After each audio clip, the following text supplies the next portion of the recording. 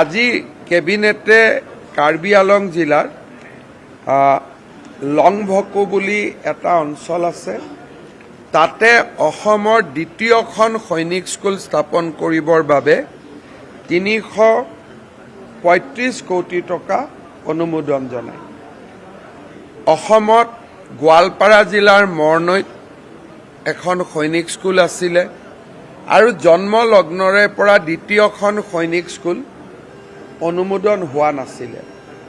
আজি কেবিনেটে এই সৈনিক স্কুল স্থাপন কৰাৰ সিদ্ধান্তত অনুমোদন জনায় আৰু ভাৰত চৰকাৰেও এই সিদ্ধান্তত ইতিমধ্যে অনুমোদন জনাইছে। গতিকে ৰাজ্য চৰকাৰ আৰু কেন্দ্ৰীয় চৰকাৰৰ প্ৰচেষ্টাত এই সৈনিক স্কুলখন স্থাপন হ'ব। কাৰ্বি আলং জিলাৰ